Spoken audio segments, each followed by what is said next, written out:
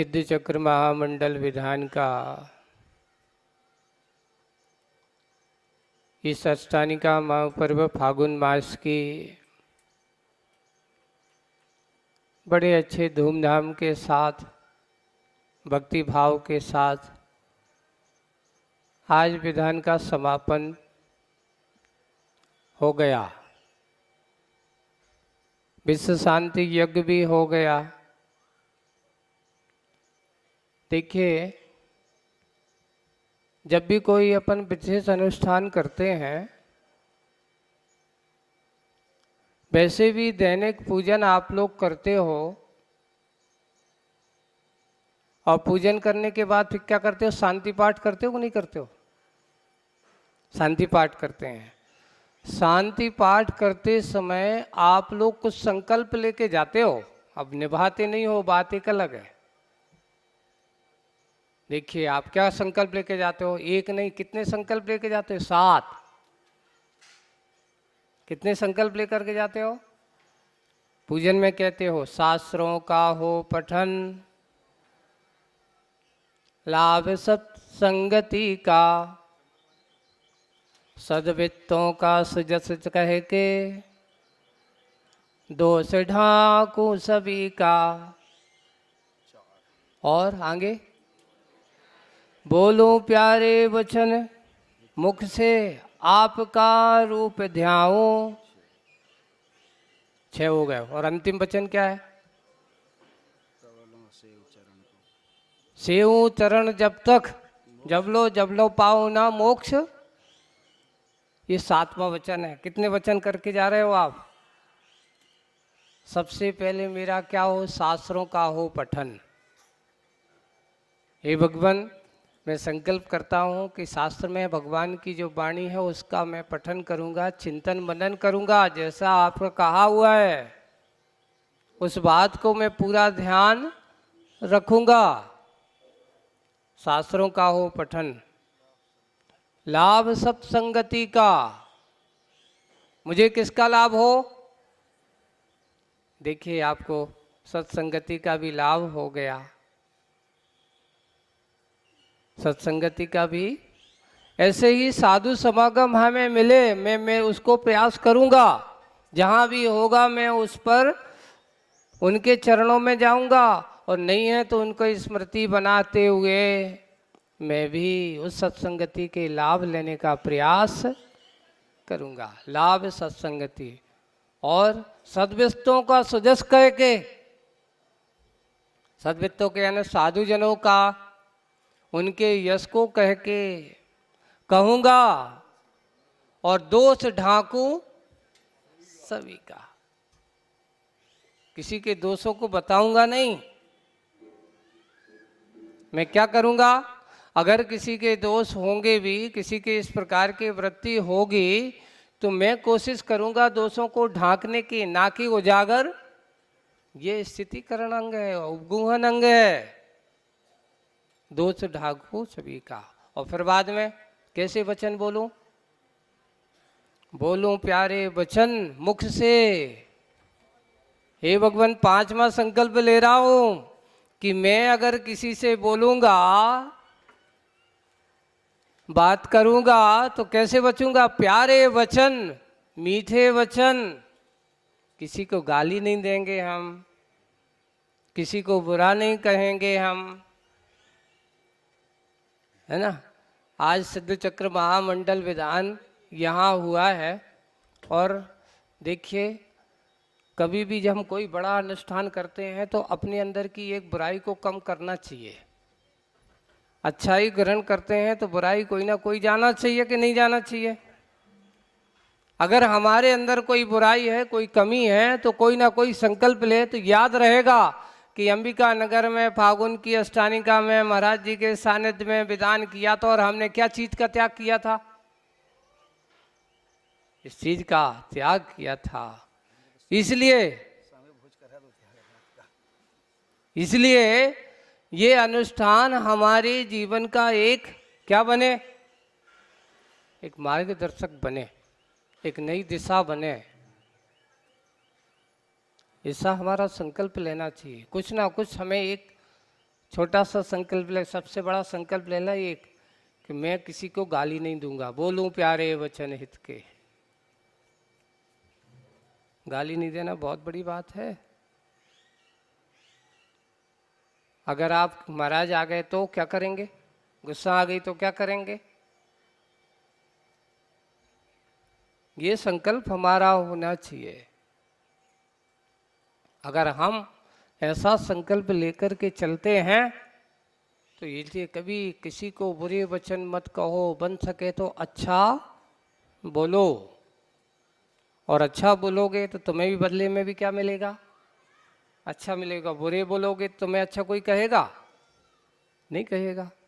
इसलिए बोलो प्यारे वचन हित के, आपका रूप ध्याऊं। छठवां संकल्प है, हे भगवान मैं नियम लेता हूं कि आज तो अभी जा रहा हूं, आपकी पूजन कर लिया है, लेकिन जब तक मुझे आपका रूप में पुनः पुनः ऐसे आपके दर्शन करूं, छठवां संकल्प है। ये छठवां संकल्प हम लेके जाते हैं कि पुनः पुनः आपके दर्शन करने का सौभाग्य मुझे मिले। मैं पुनः आपके दर्शन करने का नियम लेता हूँ कि जैसे ही कल मैं आऊँगा, पुनः भगवान आपके श्री चरणों की पूजा करने का सौभाग्य मुझे मिले, है ना। तो ऐसा ये संकल्प भी लेना। फिर सातवां संकल्प करो, हे भगवान आपके चरणों की सेवा मैं कब तक करूं? मैं आपके चरणों की पूजा मुझे करने का सौभाग्य मुझे कब तक मिले? जब तक मोक्ष पद की प्राप्ति ना हो जाए। मैं आपके चरणों की सेवा करता रहूं। सेव चरण जो लो तब तक मोक्ष पद ना पाऊं। हे भगवान आपके चरणों की सेवा, आपके चरणों की पूजा, आपके चरणों की वंदना करने का मुझे सौभाग्य मिले। और जब तक मिले जब तक मुझे मोक्ष पद की प्राप्ति। कितनी अच्छी भावना है, कितना अच्छा संकल्प है। ये 7 संकल्प आप प्रतिदिन भगवान की पूजन करने के बाद शांति पाठ विसर्जन करते नहीं, शांति पाठ विसर्जन करते हुए कुछ संकल्प भी दोहराते हैं। इसलिए हम अपनी आत्मिक शांति को चाहते हैं। आज यहाँ बड़े अच्छे से आप सब लोगों ने परम शांति के साथ साथ विश्व शांति की कामना के साथ साथ ये विश्व शांति विधान की हमने क्या की है, हवन भी कर लिया है ना।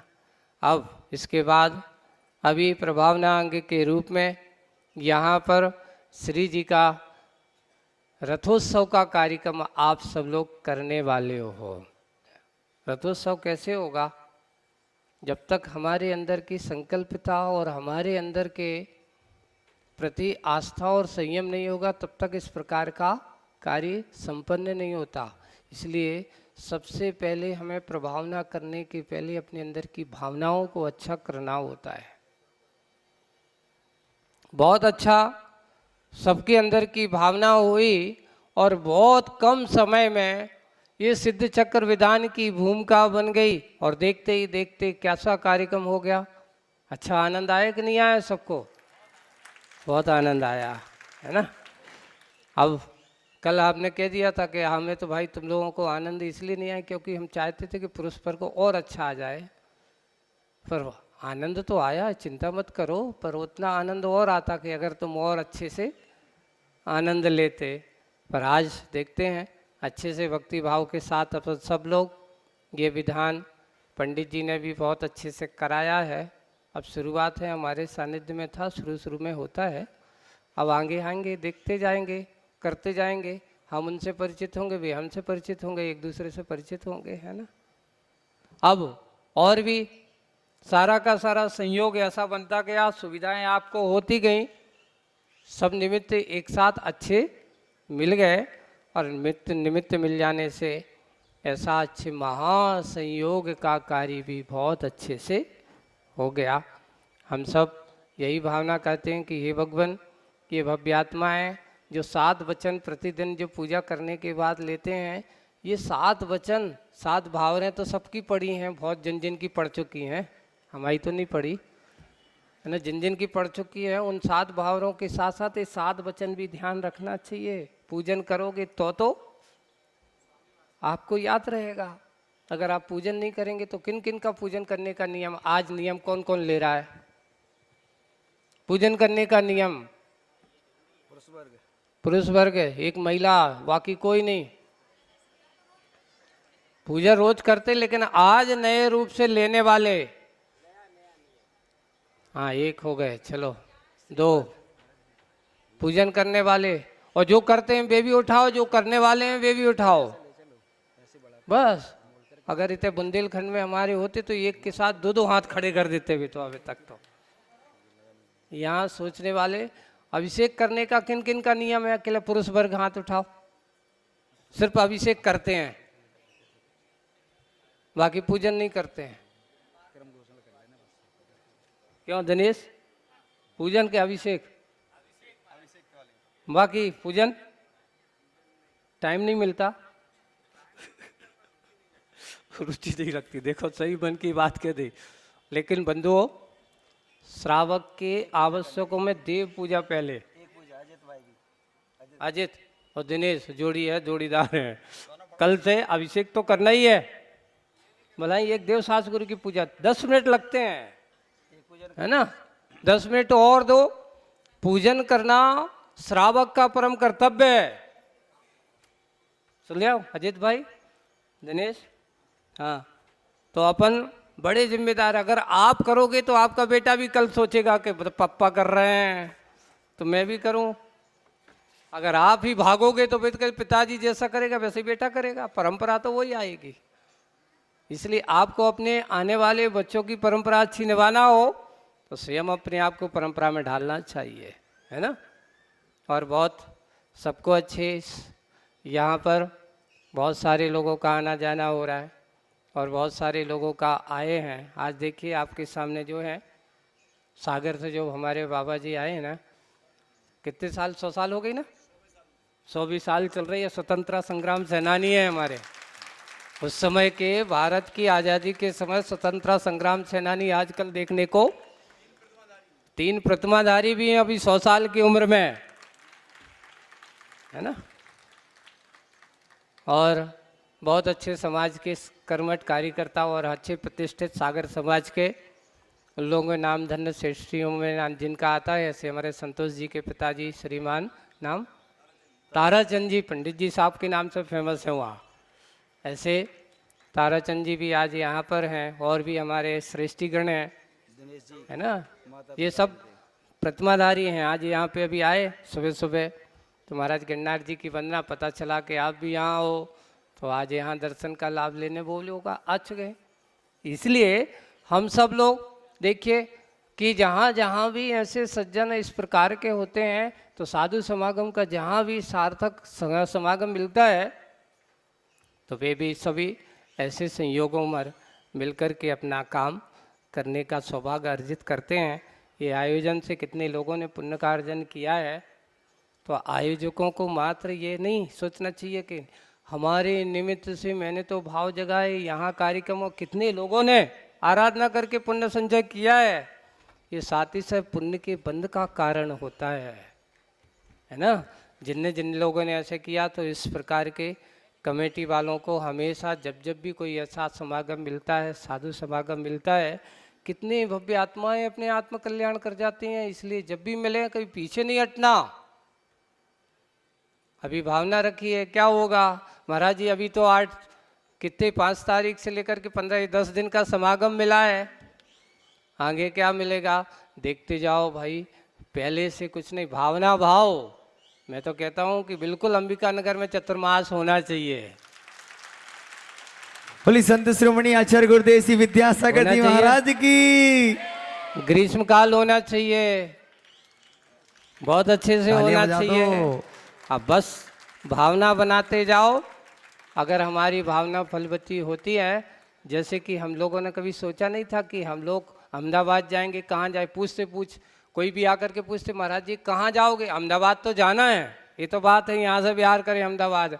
लेकिन कहाँ के जीव बुला रहे हैं, तो वो अंबिका नगर के जीव बुला रहे थे। यहाँ का पुण्य खींच करके ले आया। आगे चतुर्मास कहाँ होगा, होगा तो पक्का।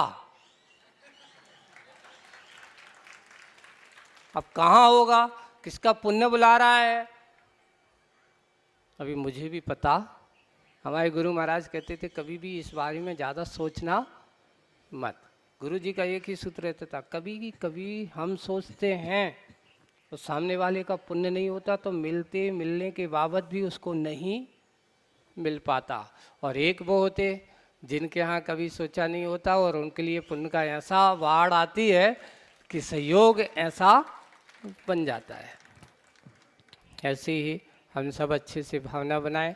बहुत अच्छे से विधान का आयोजन हुआ है, सब संयोग अच्छे हुए हैं, सभी कार्यकर्ताओं ने पुण्य का कार्य लिया है, कमेटी वालों ने दूसरों को भी, स्वयं के साथ साथ कितने लोगों को पुनर्जन का कार्य में सहयोगी बने हैं। ऐसे ही सहयोगी बनते रहें इसी भावना के साथ। हाँ, वो इसी प्रकार और भी अच्छे से कार्य जो भी बाकी हैं उन कार्यों को भी अच्छे व्यवस्थित ढंग से करते चले जाएंगे। इसी भावना से बोलिए परम पूज्य आचार्य गुरुवर श्री विद्यासागर जी महाराज।